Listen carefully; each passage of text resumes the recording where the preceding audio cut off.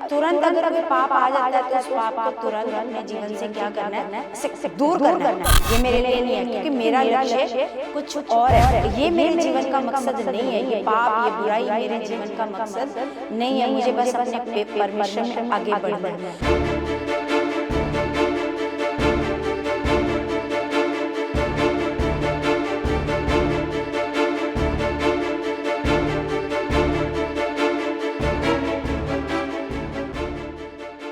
Praise the Lord everyone, God bless you all. परमेश्वर आपको बहुत सारी बरकतें और आशीषें मसीह में दे चुके हैं। परमेश्वर आपको बहुत सारा आत्मा में ब्लेस कर चुके हैं, आत्मा में बढ़ा चुके हैं, अपने ज्ञान में, अपनी समझ में परमेश्वर आपको बहुत सारा बढ़ा चुके हैं। तो कलीसिया, हम अपने परमेश्वर का बहुत सारा धन्यवाद करते हैं यीशु मसीह के नाम से। तो परमेश्वर प्रतिदिन हमें ऐसे परमेश्वर अपने ज्ञान में बढ़ा रहे हैं, सिखा रहे हैं।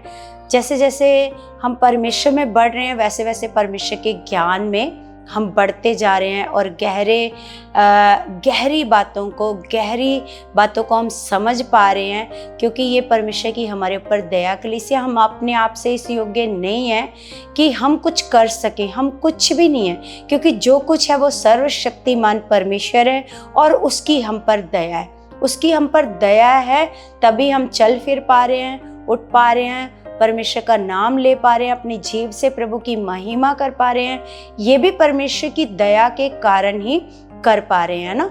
तो हर बात में कलीसिया सारी महिमा अपने परमेश्वर को दिया करो। कि हम मान लो किसी को सुसमाचार सुना पा रहे हैं, किसी की रूह को बचा पा रहे हैं, या हमारी प्रार्थना के द्वारा कोई रोगी चंगा हो रहा है ना, कोई भी काम हो रहा है, तो कलीसिया हम अपने आप से इस योग्य नहीं है। सारी महिमा किसकी है? सारी महिमा उस सर्वशक्तिमान परमेश्वर की है। क्योंकि अगर परमेश्वर हमारे ऊपर अपने दया वाला हाथ ना रखे तो हम कभी भी कलीसिया हम नहीं परमेश्वर के कुछ भी कामों को नहीं कर सकते। हम अपने हाथ पैर भी नहीं हिला सकते अगर परमेश्वर की दया हमारे ऊपर ना हो कलीसिया।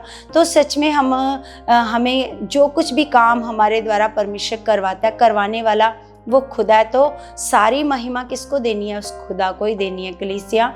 तो इसलिए मैं हर समय प्रार्थना करती रहती हूँ कि परमेश्वर जी, चाहे आप मुझे कितना भी इस्तेमाल करो, लेकिन खुदावन हमेशा मैं आपके साथ नम्र बनूँ, दीन बनूँ। कभी मेरे अंदर इस बात का घमंड ना आए कि मेरे द्वारा मैंने किया, क्योंकि मैं तो एक मिट्टी का पुतला हूँ प्रभु। तेरे अनुग्रह से मिट्टी का पुतला चल फिर पा रहा है प्रभु। तेरे अनुग्रह से मैं मिट्टी का पुतला इतने बड़े बड़े कामों को कर पा रहा है प्रभु। सच में अगर तेरा अनुग्रह ना हो, तेरी दया ना हो, तो हम कुछ नहीं कर पाएंगे खुदावंत। सच में कलीसिया, हम सबको ऐसे ही अपने सर्वशक्तिमान पिता के आगे ऐसे ही अपने मन को नम्र रखना है, दीन रखना है कलीसिया ना। चाहे हम कितना भी बढ़ते जाएं, लेकिन अगर हम लगातार परमेश्वर को कहेंगे कि परमेश्वर हमें आपके साथ नम्रता के साथ चलना है, हमारे अंदर घमंड नहीं आना चाहिए। लगातार अपनी औकात को अगर हम याद रखेंगे कि हम क्या हैं, मनुष्य उस परमेश्वर के आगे क्या है, वो कुछ भी नहीं है कलीसिया। सच में तो हम पिता का धन्यवाद करते हैं और परमेश्वर का वचन पढ़ते हैं। इब्रानियों 12 अध्याय लिखा, इस कारण जबकि गवाहों का ऐसा बड़ा बादल हमको घेरे हुए है, तो आओ हर एक रोकने वाली वस्तु और उलझाने वाले पाप को दूर करके वह दौड़ जिसमें हमें दौड़ना है, धीरज से दौड़ें। हमने क्या करना है? मतलब हर एक उलझाने वाली चीज जो हमें जैसे हम मान लो जैसे कोई दौड़ रहा है ना, और उस दौड़ में कोई आगे रुकावट आ रहा है, कोई आगे आके खड़ा हो रहा है, कुछ भी हो रहा है, तो हमें क्या करना है? उस रुकावट को ऐसे दूर करके बस क्या करना है?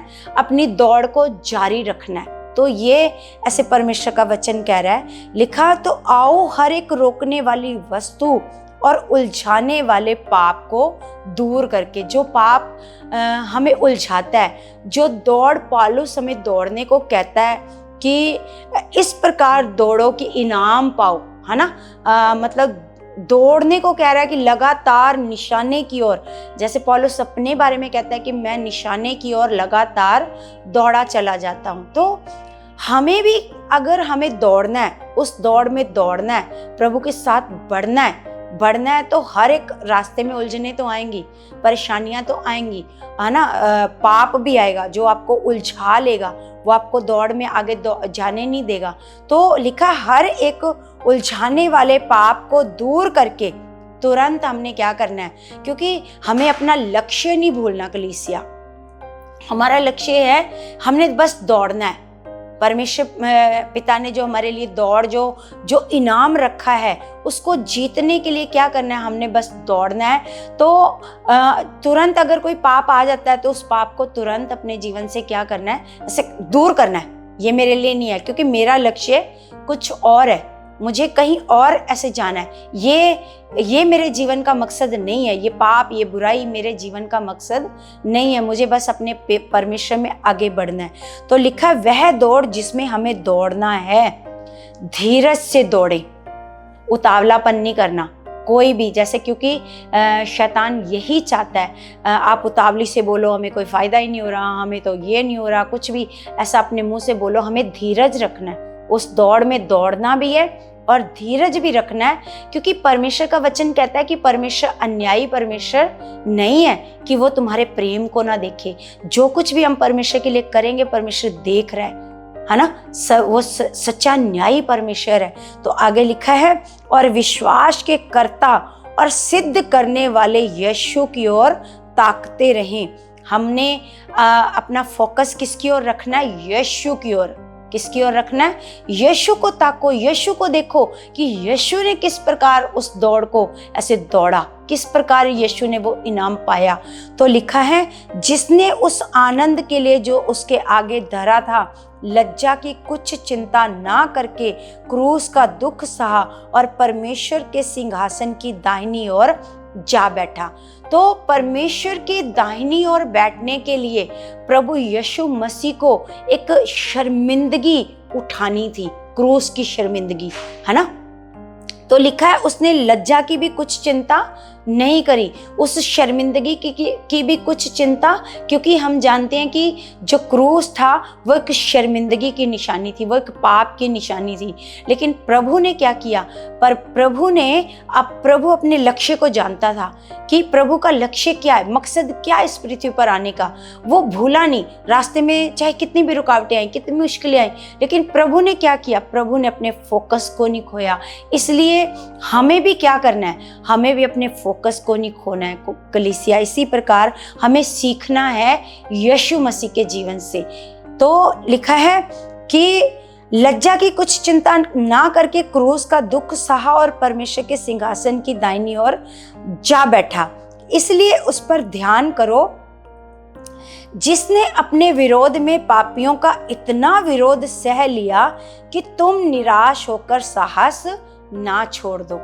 तो सोच के देखो, यीशु मसीह तो हमारे लिए एक उदाहरण है कि जिस प्रकार यीशु मसीह ने इतना अपने विरोधियों का विरोध सहा, और लिखा है जिसने विरोध में पापियों का इतना विरोध सह लिया कि मतलब उसने इतना कुछ सहा है, तो तुम लोगों को भी क्या करना है?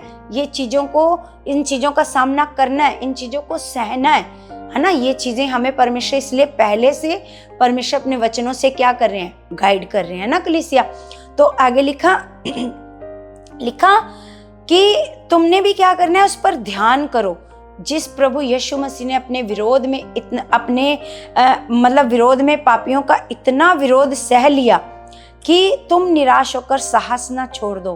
तुमने पाप से लड़ते हुए ऐसी मुठभेड़ नहीं की कि तुम्हारा लहू बहा हो, है ना। मान लो हमारे जीवन में कोई पाप आ गया, कोई लालच है, कोई व्यभिचार है, कोई भी गलत चीज है, और हम उस पाप से क्या कर रहे हैं? लड़ाई कर रहे हैं। नहीं, हमें ये नहीं करना, हमारे परमेश्वर की ओर से ये नहीं है, मेरा लक्ष्य कुछ और है, मेरा मकसद कुछ और है, ये पाप मेरे लिए नहीं है। तो हम जब पाप से लड़ाई कर रहे हैं, तो यहाँ पर परमेश्वर का वचन कह रहा है कि जब तुमने पाप से लड़ाई करी, तुम्हारी जो मुठभेड़ हुई, तो तुम्हारी ऐसी मुठभेड़ नहीं हुई कि तुम्हारा लहू बहा हो, है ना। लेकिन यीशु का पाप से लड़ते हुए क्या हुआ? लहू बहा, है ना। तो लिखा है, और तुम उस उपदेश को जो तुमको पुत्रों के समान दिया जाता है भूल गए हो। है ना। लिखा, हे मेरे पुत्र, प्रभु की ताड़ना को हल्की बात ना जान, है ना। और जब वह तुझे घुड़के तो साहस ना छोड़, क्योंकि प्रभु जिससे प्रेम करता है उसकी ताड़ना भी करता है, और जिससे पुत्र बना लेता है उसको कोड़े भी लगाता है। ये परमेश्वर के वचन में लिखा है। ये वचन समझा रहे हमें, परमेश्वर का वचन, जैसे भजन संहिता में से ये वचन लिया गया ना। लिखा कि जो परमेश्वर की जो ताड़ना है उसको हल्की बात नहीं समझनी, कि परमेश्वर ने अपने वचनों के द्वारा हमें ताड़ना दी है, हमें सिखाया है, तो ताड़ना को हल्की बात मत जान। लिखा, जब वह तुझे घुड़के तो साहस ना छोड़, क्योंकि प्रभु जिससे प्रेम करता है उसकी ताड़ना भी करता है। ताड़ना का मतलब है सिखाना। जिस प्रकार हम अपने बच्चों को क्या करते हैं, जब हम अपने बच्चों को एक बार सिखाते हैं, बेटा ये काम नहीं करना, ये गलत है, ये नहीं करना, ये गलत है, लेकिन जब वो मतलब नहीं मानता तो हम उसको डांट भी लगाते हैं, है ना, उसका कान भी पकड़ते हैं। तो इसी प्रकार प्रभु परमेश्वर भी क्या करता है, इसी प्रकार अपने बच्चों को समझाने के, सिखाने के लिए इसी प्रकार ऐसे करता है ना। तो लिखा है, और जिसे पुत्र बना लेता है उसको कोड़े भी लगाता है। लिखा, तुम दुख को ताड़ना समझकर सह लो, क्योंकि परमेश्वर तुम्हें पुत्र जानकर तुम्हारे साथ बर्ताव करता है। वह कौन सा पुत्र है जिसकी ताड़ना पिता नहीं करता? यदि वह ताड़ना जिसके भागी सब होते हैं तुम्हारी नहीं हुई, तो तुम पुत्र नहीं पर व्यभिचार की संतान ठहरे, है ना। हम परमेश्वर का वचन हमें सिखा रहा है कि मतलब जिसको मतलब परमेश्वर के वचनों के द्वारा या लोगों के द्वारा ऐसे लोग भी विरोध करते हैं, है ना, लोग ऐसे वो चीज़ों को भी हमने क्या करना है, सहना। तो ये एक प्रकार की क्या है, ऐसे ताड़ना, इस प्रकार को कह रहा है प्रभु यीशु मसीह, है ना। लोगों की बातों को सुनकर बर्दाश्त करना, धीरज रखना, लेकिन अपने फोकस को नहीं खोना, बढ़ते जाना। तो ये ऐसे परमेश्वर का वचन हमें सिखा रहा है ना।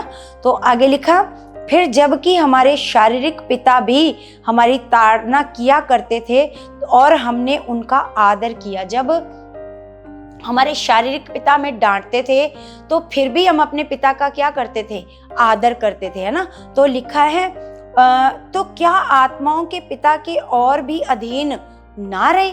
अगर हम हमारे शारीरिक पिता हमें डांटते थे तो हम उनका आदर करते थे, तो क्या आत्माओं के पिता के और भी अधीन ना रहे, है ना। और आगे लिखा है ना, और जिससे हम जीवित रहें। वे तो अपनी अपनी समझ के अनुसार थोड़े दिनों के लिए ताड़ना करते थे। जो शारीरिक पिता थे वो क्या करते थे, अपनी अपनी समझ के अनुसार, लिखा है, थोड़े दिनों के लिए क्या करते थे, ताड़ना करते थे। लिखा, पर वह तो हमारे लाभ के लिए करता है। परमेश्वर जो ताड़ना करता है वो हमारे लाभ के लिए करता है, ताकि हमारा जो जीवन है, हमारा जो उद्धार होना है, वो हमारा उद्धार हो और हम अपने उद्धार को ना खोएं। तो आगे लिखा कि हम भी उसकी पवित्रता के भागी हो जाएं।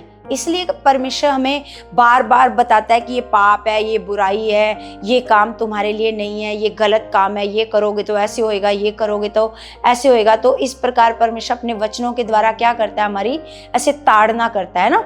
तो लिखा है कि वो तो हमारे लिए एक लाभ की बात है कि हम पवित्रता के क्या हो जाएं, ऐसे भागी हो जाएं। वर्तमान में हर प्रकार की ताड़ना आनंद की नहीं पर शोक ही की दिखाई पड़ती है, तो भी जो उसको सहते सहते पक्के हो गए हैं, बाद में उन्हें चैन के साथ धर्म का प्रतिफल मिलता है। जैसे जिस प्रकार जब हम ये बातों को सुनते हैं तो हमें ये बातें अच्छी भी नहीं लगती, बुरी लगती हैं कि, है ना। तो उस समय ये बातें हमें किस प्रकार की लगती हैं, बुरी लगती हैं, शोक की बातें लगती हैं, है ना, दुख की बातें लगती हैं। उस समय ये बातें हमें खुशी नहीं देती, है ना। तो उस समय ये बात कैसे लगती है, शोक की बातें लगती हैं, दुखी करने वाली ये बातें लगती हैं। लेकिन जो इन बातों को सुनते सहते सहते क्या हो जाते हैं, पक्के हो जाते हैं, तो लिखा है फिर चैन के साथ धर्म का प्रतिफल मिलता है। तो इसी प्रकार परमेश्वर का वचन हमें सिखा रहा है कि हमें किस प्रकार परमेश्वर की बात को मानना चाहिए, किस प्रकार परमेश्वर की ताड़ना को समझना चाहिए। आगे लिखा है, इसलिए ढीले हाथों और निर्बल घुटनों को सीधे करो, है ना, अपने आप को स्ट्रॉन्ग करो, परमेश्वर का वचन मानने के लिए अपने आप को क्या करो, ऐसे तैयार करो और अपने पाँव के लिए सीधे मार्ग बनाओ कि लंगड़ा भटक ना जाए पर भला चंगा हो जाए। अपने आप को स्ट्रॉन्ग करने को परमेश्वर का वचन कह रहा है कि अपने आप को क्या करो, स्ट्रॉन्ग करो, है ना। अपने आप को पाप के अधीन मत कर दो, कमजोर मत बनो, पाप के सामने बिल्कुल भी कमजोर मत बनो। क्या बनो, स्ट्रॉन्ग बनो, लिखा। और अपने पाँव के लिए सीधे मार्ग बनाओ। सीधे मार्ग मतलब बिल्कुल सही मार्ग पर चलो, जो परमेश्वर हमें कह रहा है, जो हमें परमेश्वर सही मार्ग दिखा रहा है, उस मार्ग पर चलो। तो आगे लिखा लिखा है सीधे मार्ग बनाओ कि लंगड़ा भटक ना जाए पर भला चंगा हो जाए, है ना। आगे लिखा सबसे मेल मिलाप रखो और उस पवित्रता के खोजी हो जिसके बिना कोई प्रभु को कदापि ना देखेगा, है ना। कलीसिया, अगर हमारे जीवन में पवित्रता ही नहीं है तो हम कभी भी अपने प्रभु यीशु मसीह को देख नहीं पाएंगे, है ना। कभी भी स्वर्ग राज्य में प्रवेश नहीं कर पाएंगे। तो इसी प्रकार क्यों हमें परमेश्वर बार बार इन बातों की ताड़ना देते हैं, क्यों सिखाते हैं, क्यों ये बार बार हमारे लिए वचनों में ये बातें लिखी गई हैं? क्योंकि परमेश्वर चाहते हैं कि आप पवित्रता के क्या बन जाओ, ऐसे खोजी बन जाओ और आप पवित्रता के भागी बन जाओ। क्योंकि परमेश्वर को पता है कि बिना पवित्रता के आप कभी भी प्रभु यीशु मसीह को नहीं देख पाओगे और स्वर्ग राज में आप कभी भी प्रवेश नहीं कर पाओगे। तो इसी प्रकार परमेश्वर का वचन कह रहा है कि ध्यान से देखते रहो, ऐसा ना हो कि कोई परमेश्वर के अनुग्रह से वंचित रह जाए।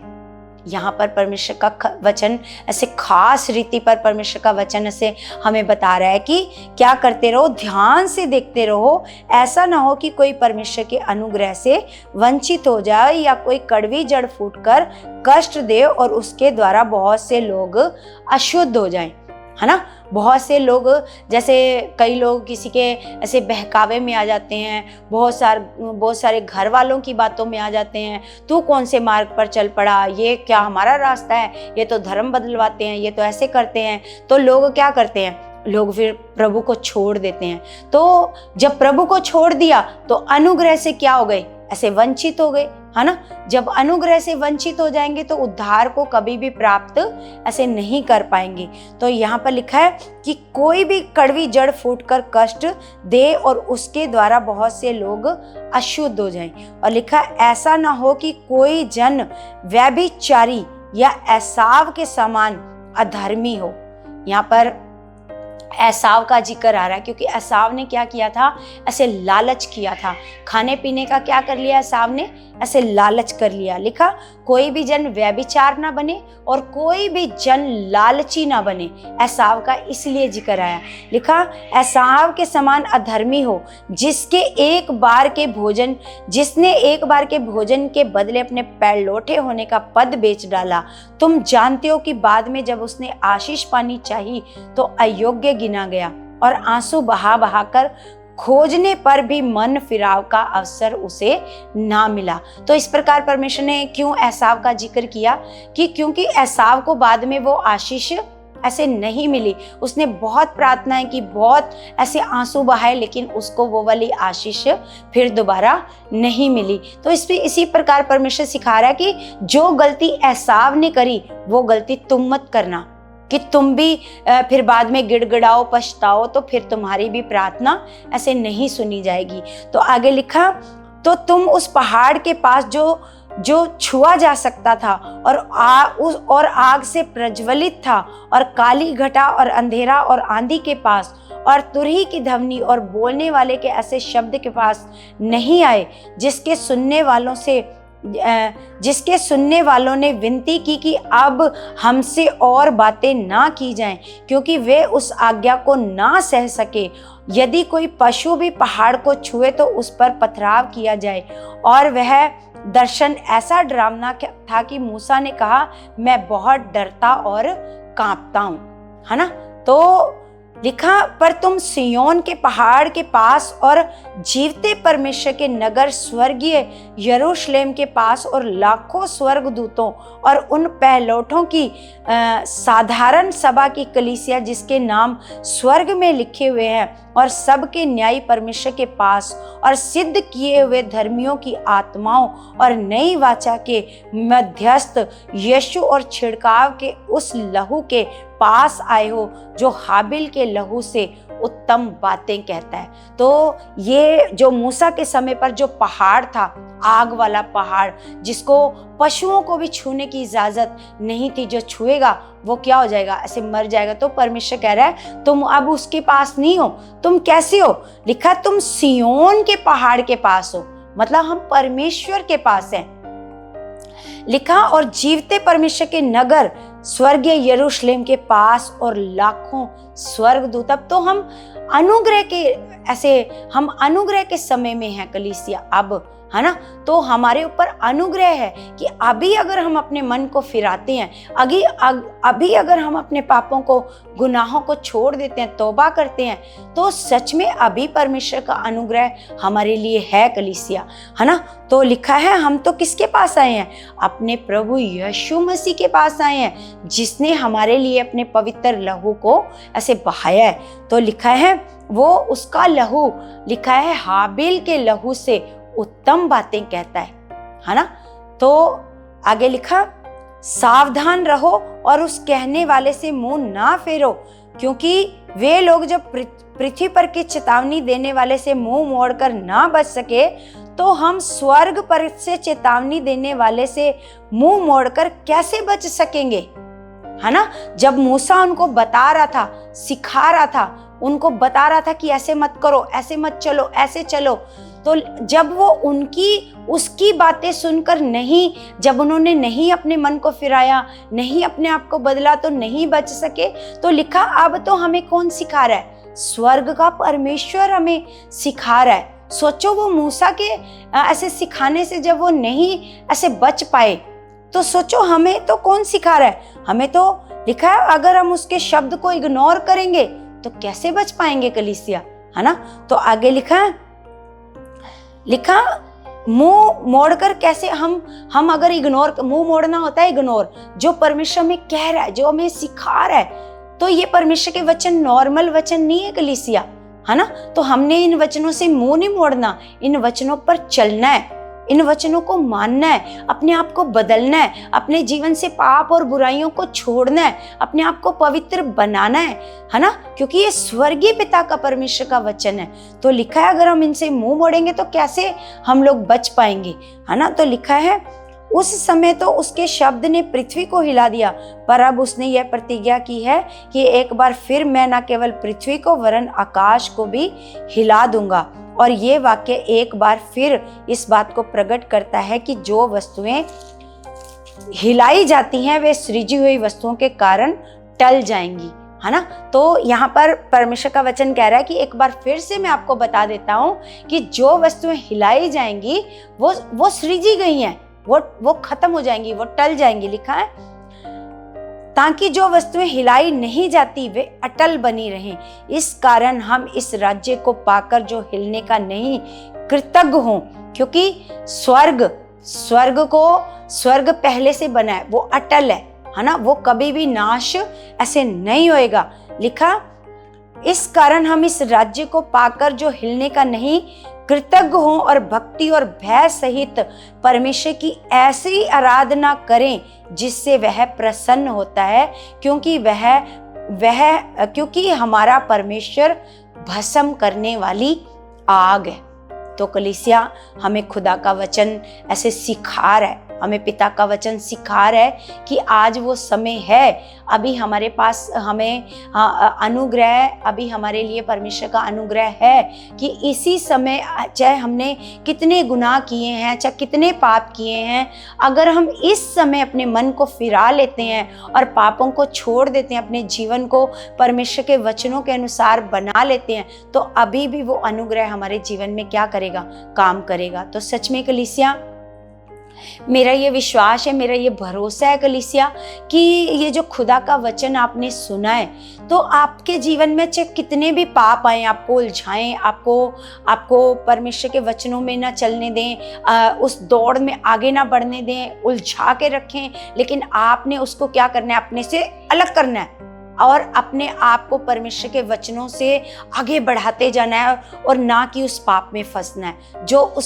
उस पाप में फंस जाएगा कलीसिया, तो उसके बारे में भी बताया कि फिर उसका क्या हाल होएगा, है ना, क्योंकि खुदा का वचन सच्चा वचन है। कोई भी एक वचन अगर परमेश्वर ने कहा है अगर तुम वचन को नहीं मानोगे तो तुम्हारे साथ ये सब होगा, तो ये झूठ नहीं लिखा है, ये सब होगा, उन लोगों के साथ होगा। लोग ये बोलते हैं हाँ आगे किसने देखा है, आगे क्या होना है, मरना तो सबने ही है। तो मरना तो है सबने, लेकिन मरने के बाद का जो जीवन लेना है वो किन लोगों ने लेना है? जो खुदा के वचन को पूरी वफादारी से मानेंगे, खुदा के वचन के साथ पूरी खराई से, पूरी पवित्रताई से चलेंगे, अपने जीवन से पाप को खत्म करेंगे, अपने जीवन से बुराइयों को खत्म करेंगे, खुदा के साथ पूरी खराई से चलेंगे, तो खुदा का वचन उनके जीवन में पूरा होएगा कलीसिया।